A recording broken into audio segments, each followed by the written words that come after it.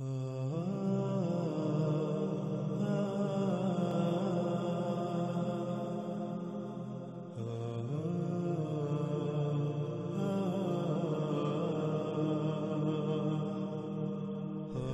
گزشتہ ایک ساتھ میں نہ صرف اللہ کے کلام قرآن سے بلکہ محمد رسول اللہ صلی اللہ علیہ وآلہ وسلم کے الفاظ کی روشنی میں بھی دجال پر کھل کر بات ہو چکی۔ محمد علیہ السلام کی ایک ایک بات کی تصدیق ہو چکی جو انہوں نے دجال کے بارے میں کہی تھی، اور یہ عظیم خبریں جو آج سے 14 صدیاں قبل محمد علیہ السلام نے دی تھیں، جن کے بارے میں اس وقت تصور کرنا بھی محال تھا،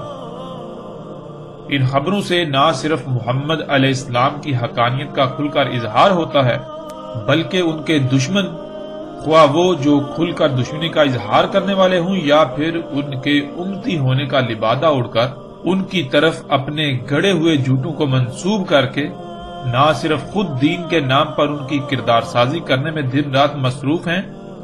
بلکہ باقی دشمنوں کو بھی محمد علیہ السلام کی ذات کو نشانہ بنانے کے لیے اچھا خاصا مواد فراہم کرتے رہے اور آج تک یہی کر رہے ہیں۔ یہ سب کے سب دشمن آج اللہ کے فضل سے ذلیل و رسوا ہو گئے۔ اللہ سبحانہ و تعالی نے انہیں شدید ترین ذلت سے دوچار کر دیا۔ ناظرین، اس کے علاوہ ہم ان موضوعات پر بھی بات کر چکے کہ دجال مکہ اور مدینہ میں داخل نہیں ہوگا۔ اب ہم بات کریں گے ایک ایسے موضوع پر جس کی بنیاد پر دجال کو انسان قرار دیا جاتا ہے، اور وہ ایک واقعہ ہے جسے تمیم الداری رضی اللہ تعالی عنہ کی دجال سے ملاقات کے نام پر پھیلایا گیا، عام کیا گیا، جو کہ مختلف روایات کی صورت میں ہم تک پہنچا۔ ناظرین، ہم اللہ کے فضل سے اس واقعے کو ہر پہلو سے کھول کر سامنے رکھیں گے تاکہ آج تک جن حقائق کو چھپا کر بے بنیاد اور باطل عقائد و نظریات کو پروان چڑھایا گیا، ان کی حقیقت آپ پر آشکار ہو جائے، حقیقت کھل کر واضح ہو جائے۔ حق ہر لحاظ سے کھلنے کے بعد فیصلہ آپ کے ہاتھ میں ہو کہ اگر حق ہر لحاظ سے کھلنے کے باوجود بھی آپ گمراہی کا سودا کرنا چاہیں تو آپ کی مرضی، اور اگر آپ اللہ سے رجوع کریں، حق کو نہ صرف تسلیم کریں بلکہ اس پر عمل کرتے ہوئے دنیا اور آخرت میں فلاح کا سودا کریں، تب بھی آپ کی اپنی ہی مرضی۔ یہ فیصلہ آپ کے اپنے اختیار میں ہے۔ ناظرین، تمیم الداری رضی اللہ تعالی عنہ والے موضوع کی طرف آنے سے پہلے ہم مختصراً اس موضوع پر بات کریں گے کہ کیا دجال انسان ہو سکتا ہے؟ اگر انسان ہو سکتا ہے تو پھر جو سوالات کھڑے ہوتے ہیں ان میں سے صرف ایک دو سوالات پر بات کریں گے تاکہ تمیم داری رضی اللہ تعالیٰ عنہ والے موضوع کو سمجھنے میں آپ کو آسانی ہو جائے، اور باقی ایسے جتنے بھی سوالات ہیں ہم ان پر بات کریں گے لیکن اپنے اس موضوع کے مکمل ہونے کے بعد۔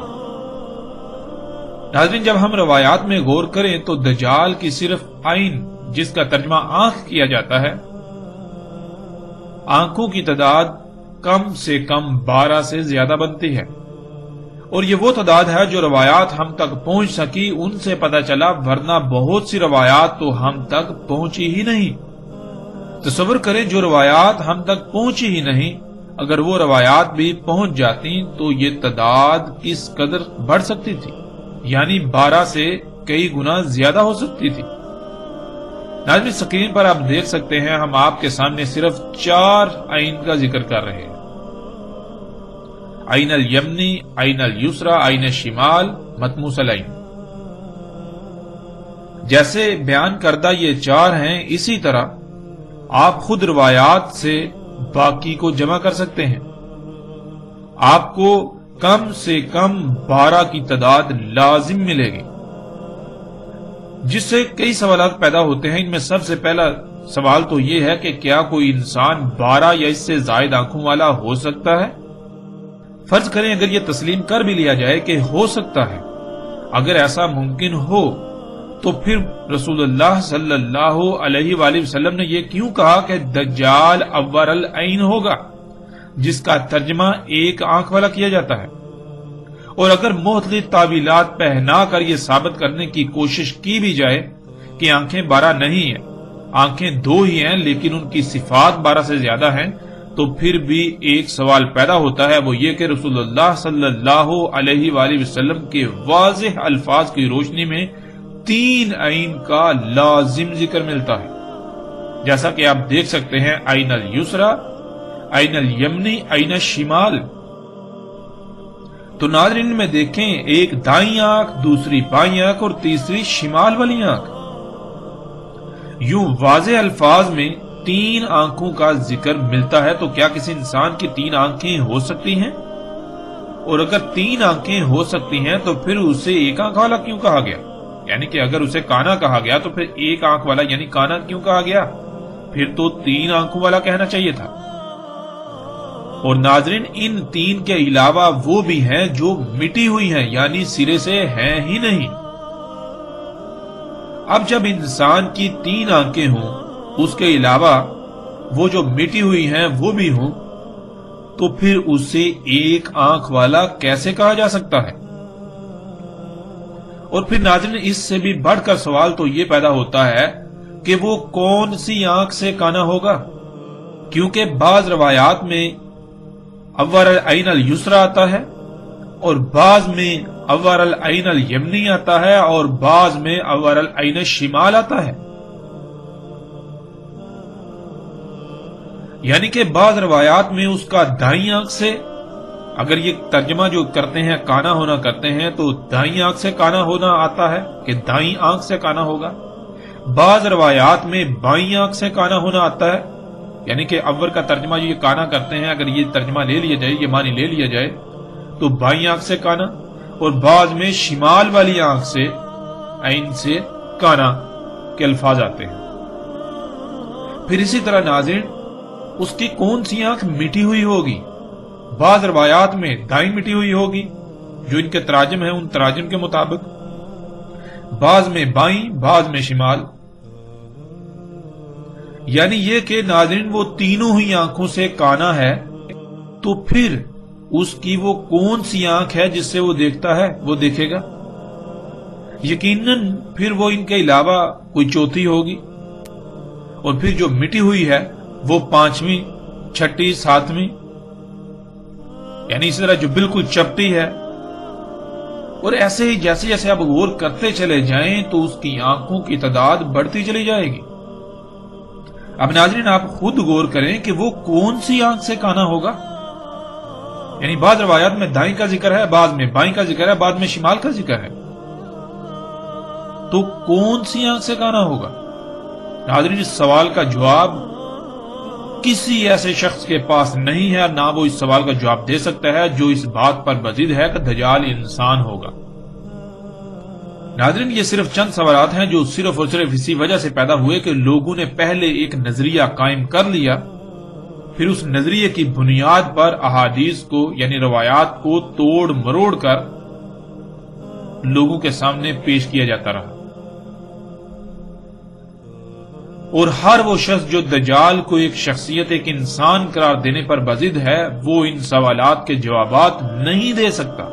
اس کے علاوہ درجنوں نہیں سینکڑوں سوالات ہیں جن میں سے بعض پر ہم بات کریں گے، لیکن ہم اس موضوع کے بعد، یعنی کہ جب ہمارا یہ موضوع مکمل ہوگا تو اس کے بعد ہم ان سوالات کی طرف بھی آئیں گے۔ اب جب ناظرین ہم رسول اللہ صلی اللہ علیہ وآلہ وسلم کے الفاظ کو دیکھیں تو رسول اللہ صلی اللہ علیہ وآلہ وسلم نے کہیں بھی یہ نہیں کہا کہ دجال ایک آنکھ والا ہوگا، دجال بائیں آنکھ سے کانا ہوگا، دجال دائیں آنکھ سے کانا ہوگا یا شمال والی آنکھ سے کانا ہوگا، بلکہ رسول اللہ صلی اللہ علیہ وآلہ وسلم کے جو الفاظ ہمیں ملتے ہیں وہ یہ ہیں کہ الدجال اول العین الیسری، الدجال اول العین الیمنی، الدجال اول العین الشمال، اسی طرح باقی عین کا بھی ذکر ہے۔ اور ناظرین اول کسے کہتے ہیں یہ ہم پچھلی ساتھ میں تفصیل کے ساتھ جان چکے۔ پھر عین کسے کہتے ہیں؟ عین آنکھ کو نہیں کہتے، عین تو کہتے ہیں دیکھنے کے آلے کو، جیسے یعنی کہ اللہ سبحانہ تعالیٰ نے اس بشر کو جو دیکھنے کا آلہ لگایا ہے جسے آپ آنکھ کہتے ہیں، تو جو صفات جو خصوصیات اس آنکھ میں پائی جاتی ہیں وہ خصوصیات و صفات جس شے میں بھی جس آلے میں پائی جائیں گی اس آلے کو اس شے کو عین کہا جاتا ہے۔ ناظرین کسی ایک بھی روایت میں یہ نہیں ہے کہ رسول اللہ صلی اللہ علیہ وآلہ وسلم نے یہ کہا ہو کہ دجال کی ایک آنکھ ہوگی۔ یہ سب کا سب آپ کو تراجم و تفاسیر میں ملے گا، عربی متن میں ایسا کچھ بھی نہیں ہے، اور ایسا آپ کو تراجم و تفاسیر میں اس لیے ملے گا کیونکہ لوگوں نے جو خود کو علماء کہلاتے رہے اور کہلاتے ہیں، انہوں نے دجال کے بارے میں پہلے ایک نظریہ قائم کیا، پھر اپنے اسی نظریے کو، اپنے اسی عقیدے کو روایات کی صورت میں پیش کیا، روایات کو اسی طرح سے توڑا مروڑا گیا۔ اللہ کے فضل سے دجال کے موضوع پر جب بات مکمل ہو چکے گی تو ہم آخر میں ان کے تراجم و تفاسیر کی بھی اچھی طرح سے پول کھولیں گے، آپ کے سامنے حقائق بالکل ہر لحاظ سے سامنے رکھیں گے۔ ناظرین، کسی بھی روایت میں یہ نہیں ہے کہ دجال کی ایک آنکھ ہے، پھر کبھی کہا جاتا ہے کہ وہ دائیں آنکھ سے کانا ہے، کبھی کہا جاتا ہے وہ بائیں آنکھ سے کانا ہے، کبھی کہا جاتا ہے شمال والی آنکھ سے کانا ہے، پھر اس طرح کبھی کہا جاتا ہے کہ دائیں والی جو آنکھ ہے اس سے وہ اس کی سپاٹ ہوگی، یا اس طرح کے ایسے جتنے بھی تراجم موجود ہیں، کوئی ایک بھی ترجمہ عربی زبان کے اصولوں پر پورا نہیں اترتا، اس کا عربی متن کے ساتھ دور دور تک کوئی تعلق نہیں ہے۔ ہم بار بار پیچھے بیان کر چکے کہ عربی دنیا کی واحد ایسی زبان ہے جس کا ترجمہ دنیا کی کسی بھی زبان میں نہیں کیا جا سکتا، مگر صرف اور صرف معنی بیان کیے جا سکتے ہیں۔ آج معنی کے بجائے مفہوم کا لفظ استعمال کیا جاتا ہے اور معنی سے مراد ترجمہ لے لیا جاتا ہے، جو کہ بالکل غلط العام ہے۔ ناظرین، تمام کی تمام روایات میں کہا گیا کہ دجال ہی وہ شے ہے جو یک طرفہ دیکھنے کا آلہ ہے، اور وہ کوئی ایک آلہ نہیں ہے، بلکہ رسول اللہ صلی اللہ علیہ وآلہ وسلم نے اس کی تفصیلات بیان کر دی، جو الحمدللہ پیچھے گزشتہ ایک ساتھ میں گزر چکی۔ اور ناظرین، یہی وہ وجہ تھی جس وجہ سے رسول اللہ صلی اللہ علیہ وآلہ وسلم نے یہ کہا تھا کہ یہ ممکن ہی نہیں کہ دجال تمہاری عقلوں میں آ جائے، یعنی کہ رسول اللہ صلی اللہ علیہ وسلم نے کہا کہ دجال کیا ہے اس کے بارے میں میں سب کچھ ہر لحاظ سے کھول کھول کر بیان کر چکا، بتا چکا تمہیں، اس کے باوجود بھی یہ ممکن ہی نہیں ہے کہ وہ تمہاری عقلوں میں آ جائے، یعنی کہ دجال تمہاری عقلوں میں آئے گا ہی نہیں۔ اب ناظرین، غور کریں کہ رسول اللہ صلی اللہ علیہ وآلہ وسلم ان لوگوں کو مخاطب کر رہے ہیں جن کی زندگی میں دجال نے آنا ہے، ان کو یہ کہہ رہے ہیں کہ تم دجال کو پہچان ہی نہیں سکو گے، دجال تمہاری عقلوں میں ہی نہیں آئے گا، کہ دجال کیا شے ہے وہ تمہاری عقلوں میں نہیں آئے گا۔ اب ناظرین، جن کی زندگی میں دجال نے آنا تھا، آنا ہے، جب ان کی عقل میں ہی دجال نہیں آئے گا، وہ دجال کو سمجھ ہی نہیں پائیں گے، الٹا اس کا مسیحا سمجھ لیں گے، تو ناظرین، جن کی زندگی میں دجال نے آنا ہی نہیں تھا، جن کی زندگی میں دجال کا کوئی تصور تک بھی نہیں تھا، تو انہوں نے دجال کے پورے نقشے کیسے کھینچ ڈالے؟ ان کو یہ اختیار کس نے دیا؟ ان کے اوپر کیا وحی نازل ہوئی کہ دجال ایک شخصیت ہوگی؟ اس کا باقاعدہ ایک نقشہ جو ہے وہ ڈیزائن کر دیا۔ ناظرین، یہ کیسے ہو سکتا ہے؟ یعنی رسول اللہ صلی اللہ علیہ وآلہ وسلم ان لوگوں کے بارے میں کہتے ہیں جن کی زندگیوں میں دجال نکلے گا، کہ دجال ان لوگوں کی عقلوں میں نہیں آئے گا جن کی زندگیوں میں نکلے گا۔ اب ہوتا کیا ہے کہ جن آج سے پیچھے چلے جائیں 200-400 سال پہلے، 500 سال پہلے، 1000 سال پہلے، تو جن کی زندگیوں میں دجال کے بارے میں تصور کرنا بھی محال ہے، ان لوگوں نے جو اپنے آپ کو علماء کہلاتے رہے، انہوں نے دجال کا پورا ایک نقشہ کھینچ دیا، اور اکثریت آج تک اسی پر ڈٹی ہوئی ہے اور گمراہی کا شکار ہو رہی ہے اور گمراہی کا شکار ہوئی۔ ناظرین، اب آتے ہیں کہ دجال کو انسان کس بنیاد پر قرار دیا گیا، یعنی دجال کو انسان ثابت کرنے یا دجال کے انسان ہونے کے عقیدے کی وجہ کیا بنی؟ وہ کون سی روایت ہے جس کی بنیاد پر دجال کو ایک انسان قرار دیا گیا؟ بلکہ نہ صرف انسان قرار دیا گیا، بلکہ ایک معین شخصیت جو کہ ایک جزیرے پر قید ہے۔ یہ تاثر، یہ عقیدہ، یہ نظریہ پوری دنیا میں پھیلا دیا گیا۔ دجال کو انسان سمجھنے اور دجال کا انسان ہونے کا نظریہ ایک ایسی روایت بنی جس میں ایک صحابی رضی اللہ تعالی عنہ کا واقعہ مذکور ہے۔ ناظرین، یہ ایک ہی واقعہ ہے، لیکن مختلف راویوں سے بیان ہونے کی وجہ سے یہ مختلف روایات کی صورت میں ہم تک پہنچتا ہے، اور پھر مختلف راویوں سے بیان ہونے کی وجہ سے روایات میں ایسی خامیاں موجود ہیں،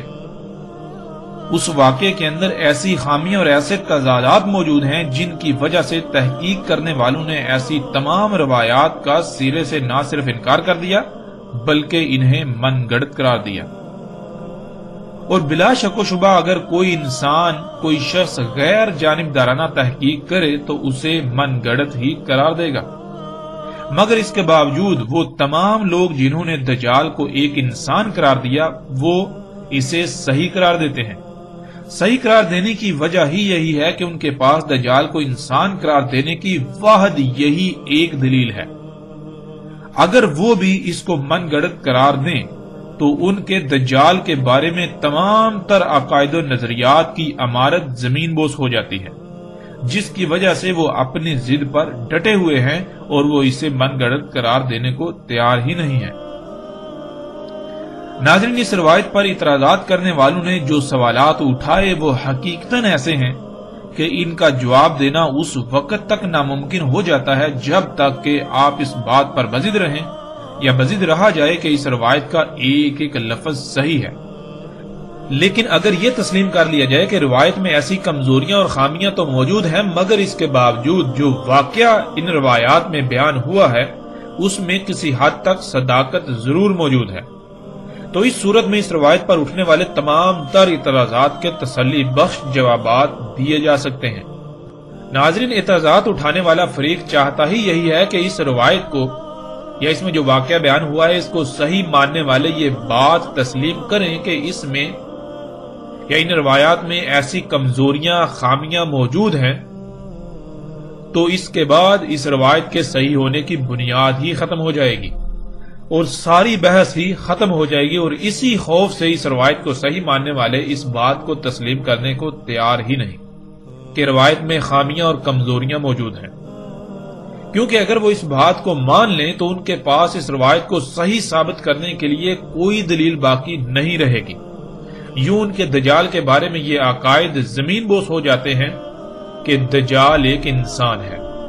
اور یہی وہ نہیں چاہتے کہ ایسا ہو،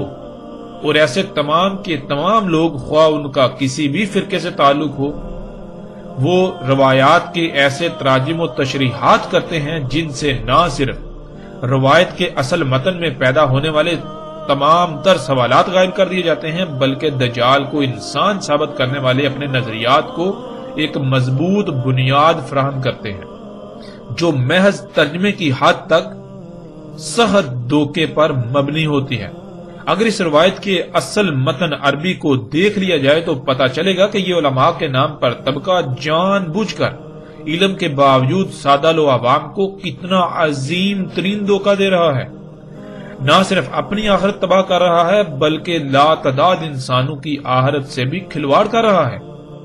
اور ناظرین، عوام بھی آنکھیں بند کر کے ان کے تراجم و تفاسیر و تشریحات پر ایسے ایمان لے آتی ہے اور لا رہی ہے جیسے کہ یہ اللہ کے مابعوث کیے گئے انبیاء ہوں، اللہ کے رسول ہوں۔ ہم صرف اور صرف اللہ سبحانہ و تعالیٰ کے فضل سے نہ صرف اس روایت کی بنیاد پر دیے جانے والے دھوکوں کو افشا کریں گے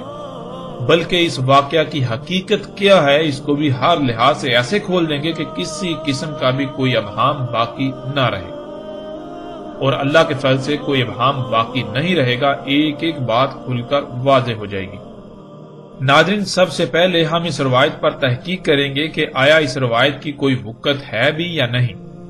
آیا کہ یہ روایت قابل تسلیم ہے بھی یا نہیں، تاکہ اس روایت کی وجہ سے علماء دجال کے دھوکے میں مبتلا لوگوں کے لیے کسی بھی لحاظ سے کوئی بھی پریشانی باقی نہ رہے اور ساری حقیقت کھل کر سامنے آ جائے۔ اور اس بات کے پیش نظر سب سے پہلے اس روایت کو پڑھنے سے جو سوالات سامنے آتے ہیں ہم ان سوالات کو سامنے رکھیں گے، اس کے بعد ہم اس روایت میں بیان کیے جانے والے واقعے کی حقیقت کو کھول کھول کر بیان کریں گے۔ اس لیے ہم سب سے پہلے ایسا کرتے ہیں کہ جن کتب روایات یعنی کتب احادیث میں یہ روایت مذکور ہے ان کتب کے صفحات کو انہی لوگوں کے تراجم کے ساتھ ہم سکرین پر پیش کرتے ہیں تاکہ تمام ناظرین اس روایت کو جہاں جہاں جس جس کتاب میں بھی یہ آئی ہے اس کو اپنی آنکھوں سے خود پڑھ سکیں۔ اس کے بعد ہم اس پر اٹھنے والے سوالات کو سامنے لائیں گے۔ ناظرین، ہم وقت کی بچت کے لیے سکرین پر اس روایت کو تھوڑا تیزی سے پیش کریں گے، لیکن آپ اسے پڑھنے کے لیے سکرین کو روک روک کر تسلی سے پڑھ سکتے ہیں۔ ناظرین، اس وقت سکرین پر جو روایات آپ کو نظر آ رہی ہیں یہ صحیح مسلم کی ہیں اور انہی لوگوں کے تراجم آپ ساتھ پڑھ سکتے ہیں۔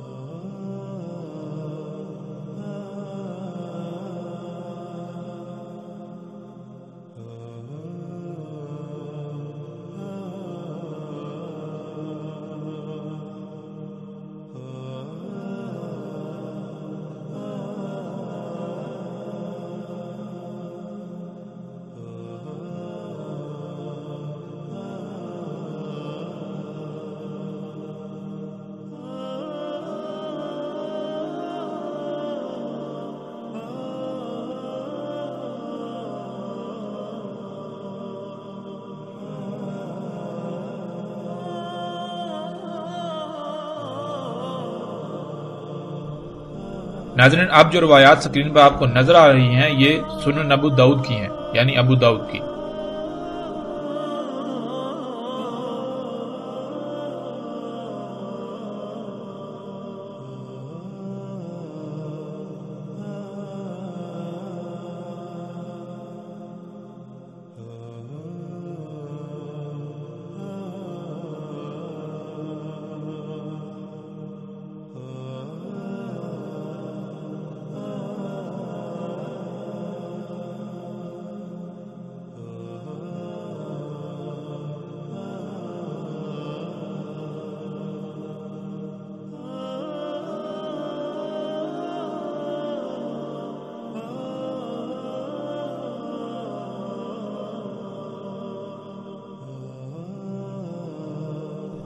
اب جو روایات آپ کو سکرین پر نظر آ رہی ہیں وہ مسند احمد بن حنبل کی ہیں، مسند احمد کی۔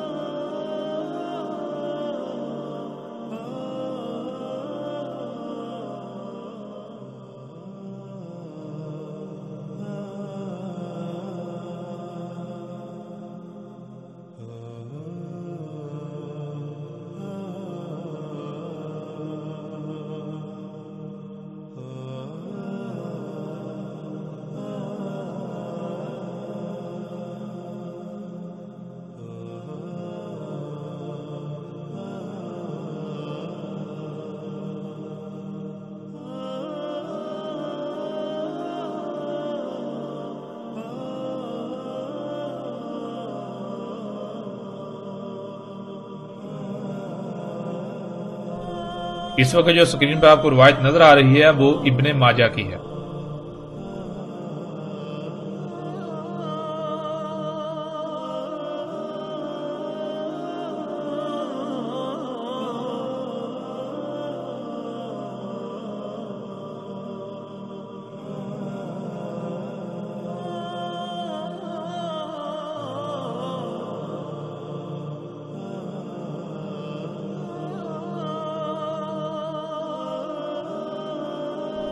ناظرین، ان روایات کو آپ خود پڑھ چکے،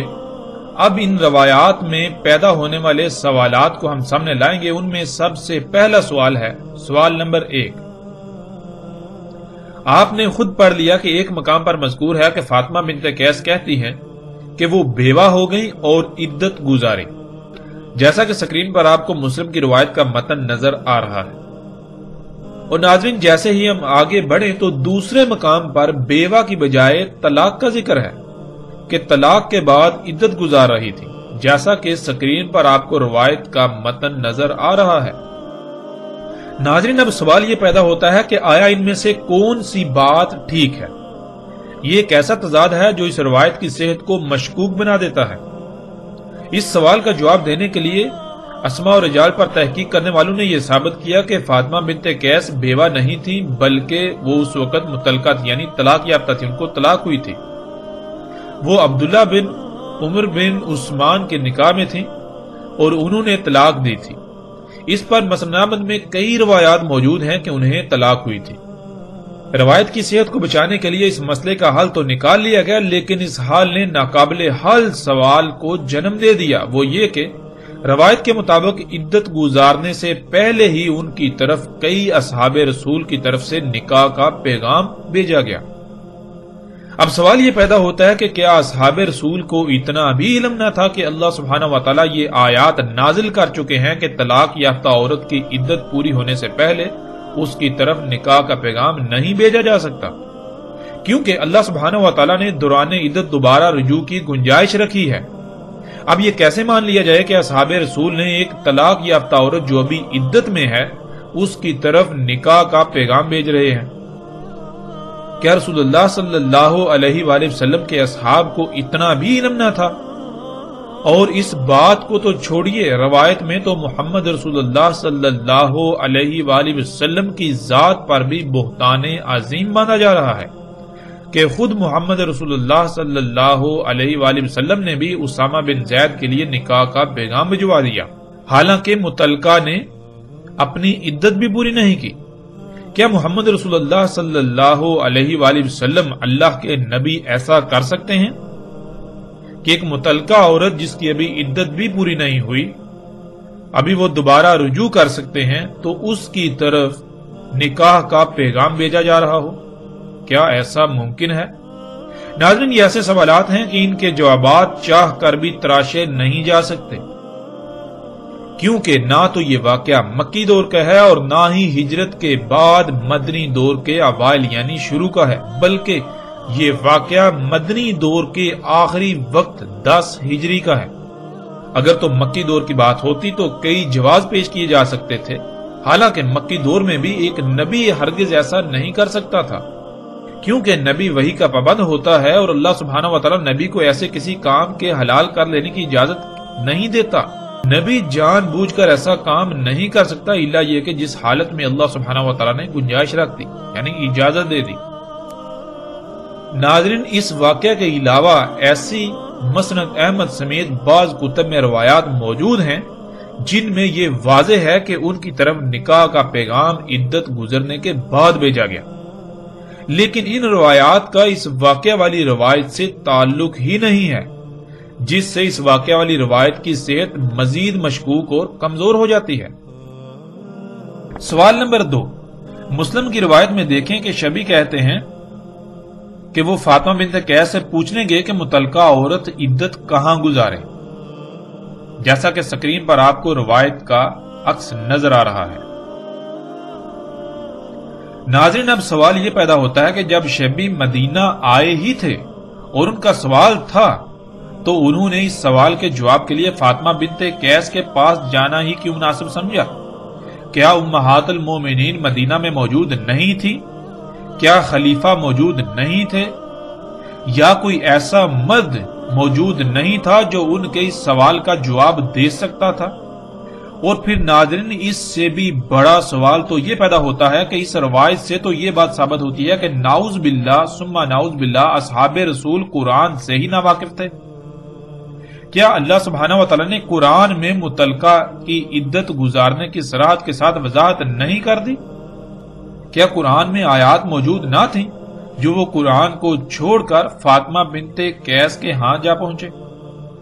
اس سے تو بالکل ثابت ہوتا ہے کہ یہ کہانی کسی اسلام دشمن یہودی کی گڑی ہوئی ہے جس نے جان بوجھ کر اصحاب رسول کے کردار کو مشکوک بنانا چاہا اور اس واقعہ کو فاطمہ بنت قیس سے منسوب کر دیا، اور خود کو امت مسلمہ کہلانے والوں نے خود کو فرقوں میں تقسیم کر کے اپنے اپنے فرقے اور اس کے نظریات کو سچا ثابت کرنے کے لیے ایسی روایات کو بطور دلائل استعمال کرنا شروع کر دیا۔ اب ناظرین آتے ہیں اگلے سوال کی طرف۔ سوال نمبر 3،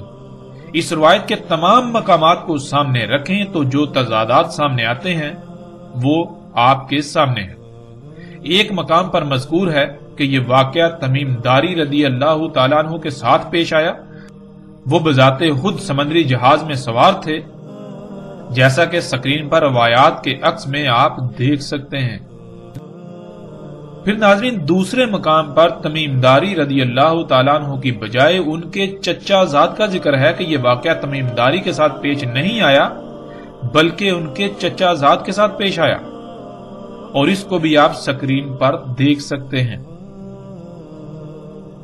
پھر ناظرین اس سے بھی بڑھ کر حیرانی والی بات یہ ہے کہ تیسرے مقام پر نہ تمیم داری کا ذکر ہے اور نہ ہی ان کے چچا زاد کا،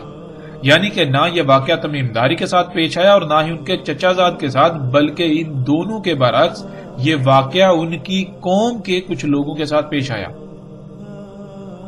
سکرین پر آپ اس کو دیکھ سکتے ہیں۔ پھر ناظرین مزید حیرانگی والی بات تو یہ ہے کہ چوتھے مقام پر یوں مذکور ہے کہ پہلے رسول اللہ صلی اللہ علیہ وآلہ وسلم کہتے ہیں کہ تمیم داری میرے پاس آئے، مجھے خبر دی، اور ساتھ ہی یہ بھی آ جاتا ہے آگے کہ مجھے خبر تمیم داری کے چچا زاد نے دی، جیسا کہ آپ روایت کو سکرین پر دیکھ سکتے ہیں۔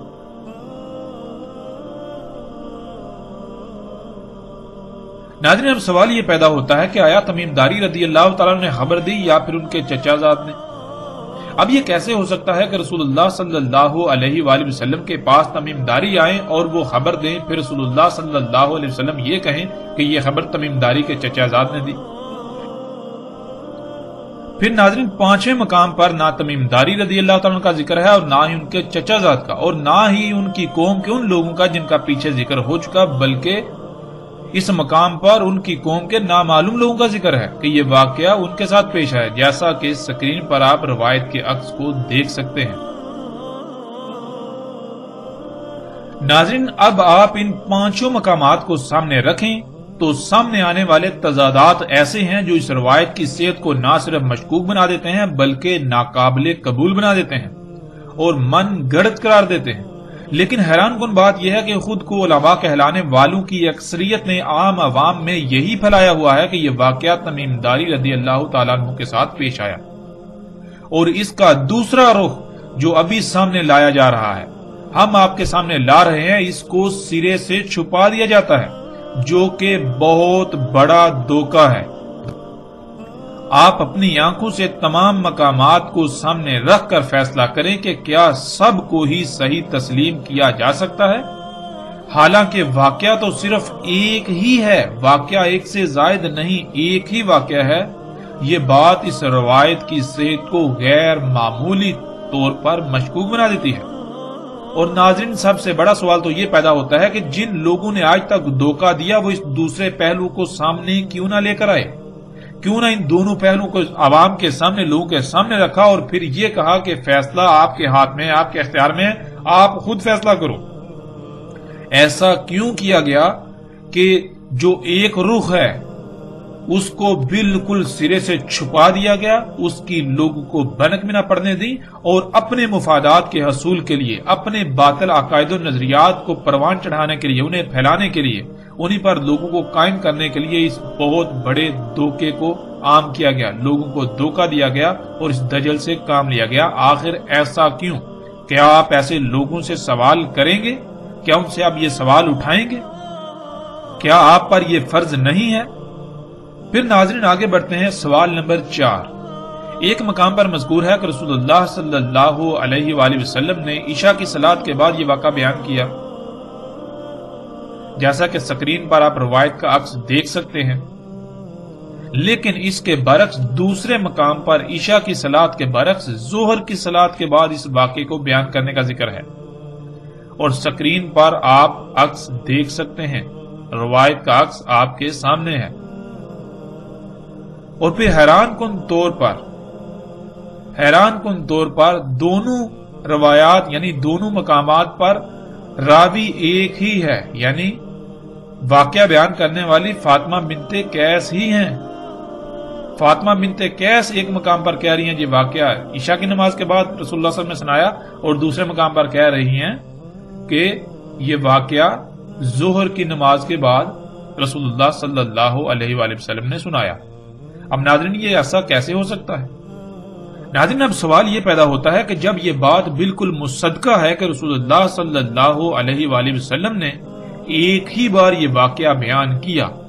تو پھر یہ کیسے ہو سکتا ہے کہ اتنا اہم واقعہ انسان بھول جائے، کوئی شخص بھول جائے، یا کوئی پریشانی ہو یاد رکھنے میں کہ کس وقت بیان کیا؟ اب یہ تو ممکن ہی نہیں ہے کہ دونوں باتوں کو صحیح تسلیم کر لیا جائے، اس لیے یہ بات بھی اس روایت کی صحت کو سخت ترین مشکوک بنا دیتی ہے۔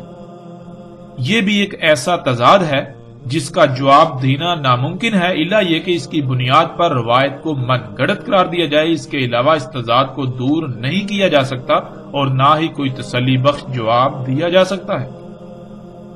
پھر ناظرین آگے بڑھتے ہیں، آگے سوال نمبر 5۔ ایک مقام پر یہ ہے کہ مخالف ہوا کی سمت سے سمندری لہروں میں 1 مہینہ تک گھرے رہے اور بالآخر ایک جزیرے پر ان کا جہاز جا لگا اور وہ چھوٹی کشتیوں میں سوار ہو کر جزیرے میں گئے، جیسا کہ روایات کے عکس کو آپ سکرین پر دیکھ سکتے ہیں اور خود اسے پڑھ بھی سکتے ہیں۔ ناظرین اس کے برعکس دوسرے مقام پر مسند احمد کی روایت میں ہے کہ اچانک طوفان آ گیا اور ان کا جہاز ایک جزیرے پر جا لگا، جیسا کہ سکرین پر آپ کو روایت کا عکس نظر آ رہا ہے۔ ناظرین اس کے برعکس تیسرے مقام پر یہ مذکور ہے کہ جہاز میں سوار لوگوں کا کھانا ختم ہو گیا اور وہ کھانے کی تلاش میں خود جزیرے پر گئے، اور اسے بھی سکرین پر آپ دیکھ سکتے ہیں۔ اور پھر ناظرین انتہائی حیران کن طور پر چوتھے مقام پر ان تینوں کے برعکس پانی کا ذکر ملتا ہے کہ پانی ختم ہو گیا اور پانی کی تلاش میں جزیرے میں گئے،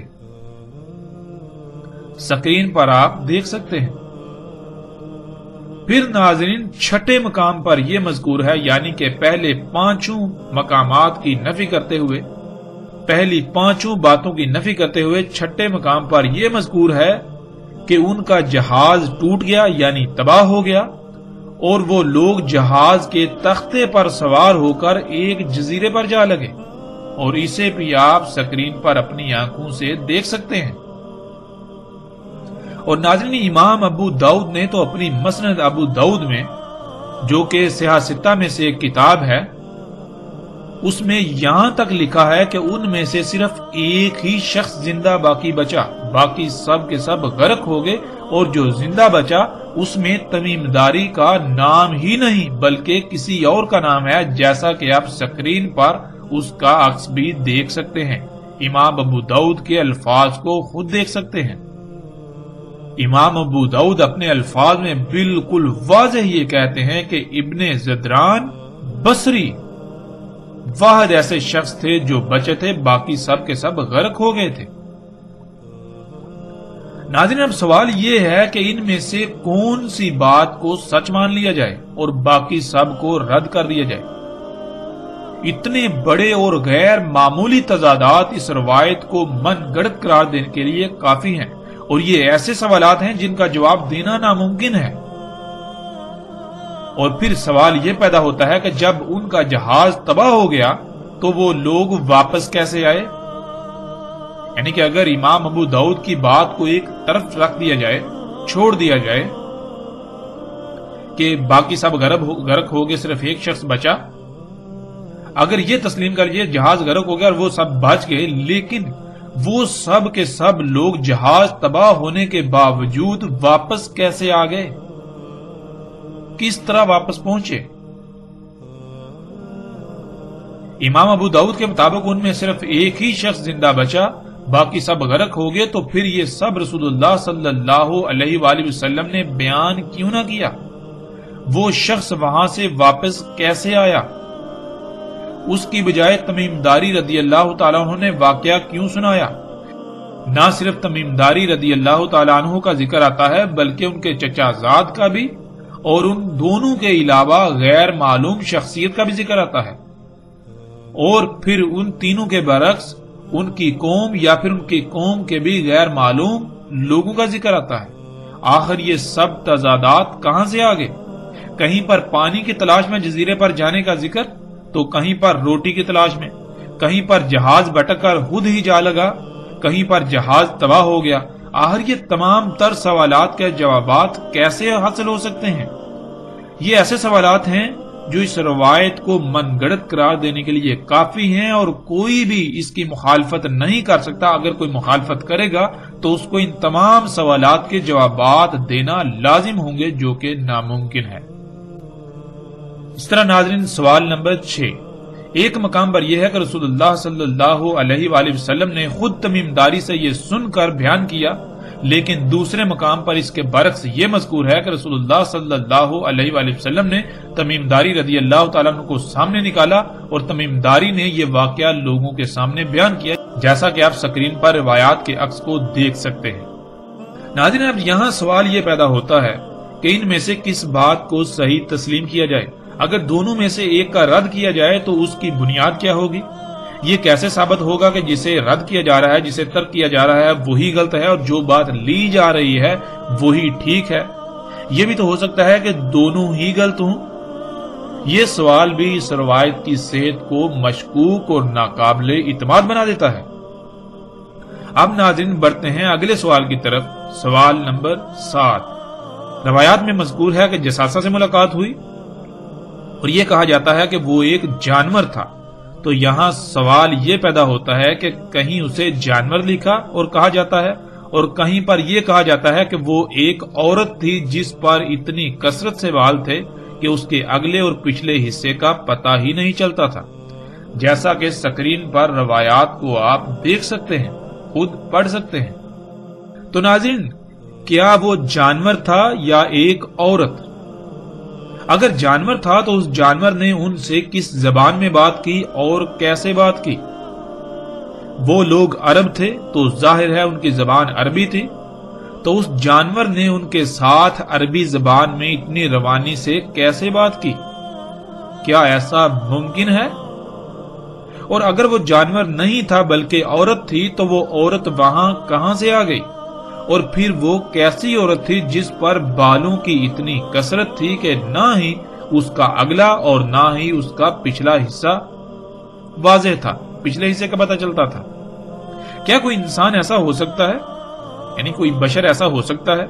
اور اس عورت نے ان سے کس زبان میں بات کی؟ اگر عربی میں بات کی تو وہ عورت عربی کیسے جانتی تھی؟ ناظرین، یہ ایسے سوالات ہیں کہ جن کے جوابات دینا بالکل ناممکن ہے۔ جیسے جیسے ہم آگے بڑھیں گے، آگے چل کر اس چیز کی بالکل کھل کر وضاحت ہو جائے گی کہ وہ جساسہ کیا تھا جس کو عورت کہا گیا، بلاہر اس کی حقیقت کیا تھی۔ ہر لحاظ سے الحمدللہ آگے جا کر وضاحت ہو جائے گی۔ اب بڑھتے ہیں آگے سوال نمبر 8 کی طرف۔ سوال نمبر 8 ناظرین، ایک مقام پر ہے کہ انہوں نے جساسہ پر سلام بھیجا اور اس نے ان کے سلام کا واپس جواب بھی دیا، لیکن اس کے برعکس دوسرے مقام پر ملتا ہے کہ انہوں نے کہا تیرے لیے ویل ہو، جس کے معنی ہلاکت کے کیے جاتے ہیں، حالانکہ ویل جہنم کی گاٹیوں میں سے ایک گاٹی ہے۔ ان دونوں مقامات کو واضح طور پر روایات کے دیے گئے عکس میں آپ سکرین پر دیکھ سکتے ہیں۔ ناظرین، یہ بھی ایک غیر معمولی تضاد ہے۔ اگر تو جساسہ جہنمی تھا تو انہوں نے اس پر سلام کیسے بھیجا، اور اگر وہ جنتی تھا تو انہوں نے اس کے لیے ویل کیوں کہا؟ یہ غیر معمولی تضاد ہے، اس روایت کو مشکوک اور ناقابل تسلیم بنا دیتا ہے۔ اور پھر ناظرین، ان میں سے ظاہر ہے ایک ہی بات سچ ہو سکتی ہے، دونوں تو سچ نہیں ہو سکتی۔ سلام بھی بھیج رہے ہیں اور ویل بھی بھیج رہے ہیں، اور کب؟ جب اس سے سامنا ہوا، اس سے ملاقات ہوئی، یعنی کہ ملاقات کی ابتدا کی بات ہو رہی ہے۔ ناظرین، اس کا جواب بھی دینا ایسے لوگوں کے لیے ناممکن ہے جو محض اپنی ضد اور انا کی خاطر، اپنے باطل نظریات کو کھوکھلی بنیاد فراہم کرنے کی خاطر اس روایت کو سینے سے لگائے پھرتے ہیں، چاہے ان کے اس فعل سے ساری انسانیت گمراہ ہو جائے، انہیں اس کی کوئی پرواہ نہیں، بلکہ ان کو اپنی انا، ضد، ہٹ درمی اور باطل عقائد سے بڑھ کر اور کچھ بھی عزیز نہیں ہے۔ حالانکہ ایسے لوگوں کو چاہیے تھا اور چاہیے کہ پیچھے اگر کوئی غلطی ہوئی، جو غلطی کی ہے تو اس کی آگے اصلاح کریں، اس کو نہ دہرائیں۔ جو پیچھے اپنی کی ہوئی غلطیوں سے سیکھ کر اس کی اصلاح نہیں کرتے، اللہ سبحانہ و تعالیٰ نے انہیں قرآن میں خنزیر کہا، اور رسول اللہ صلی اللہ علیہ وآلہ وسلم نے بھی انہیں خنزیر کہا، کہ جو اپنی غلطی پیچھے جو ماضی میں کی ہوئی غلطیاں ہیں ان کی جب وہ واضح ہو جائیں تو ان کی اصلاح کرنے کے بجائے الٹا ان کے اوپر ڈٹ جانا، یہ خنزیر ہونے کی علامت ہے، سور کی علامت ہے۔ آگے ناظرین سوال نمبر 9۔ ایک مقام پر یہ ہے کہ جب وہ الدین میں داخل ہوئے تو انہوں نے دجال پر سلام بھیجا اور اس نے واپس ان پر سلام بھیجا، لیکن دوسرے مقام پر اس کے برعکس اس پر ویل بھیجی گئی، یعنی جہنمی قرار دیا گیا، جیسا کہ روایات کے عکس آپ سکرین پر دیکھ سکتے ہیں۔ سوال نمبر 10۔ روایات میں ایک مقام پر الدیر کا لفظ آیا ہے کہ اس الدیر میں داخل ہو جاؤ، تو وہیں دوسرے مقام پر الدیر کی بجائے کسر کا لفظ استعمال ہوا ہے۔ ناظرین دونوں الفاظ میں زمین و آسمان کا فرق ہے۔ کسر کہتے ہیں محل کو، اور الدیر کے معنی آگے آئیں گے تفصیل کے ساتھ۔ یہاں یہ بھی سوال پیدا ہوتا ہے کہ ان دونوں میں سے ایک ہی صحیح ہو سکتا ہے، اور وہ کون سا مقام صحیح سمجھا جائے، اور ایک کو صحیح اور دوسرے کو غلط ثابت کرنے کے لیے کن دلائل کا سہارا لیا جائے گا کہ جس سے انسان کو تسلی ہو جائے کہ یہی صحیح ہے۔ یہ بھی ایسا تضاد ہے جو اس روایت کی صحت کو مشکوک بنا دیتا ہے۔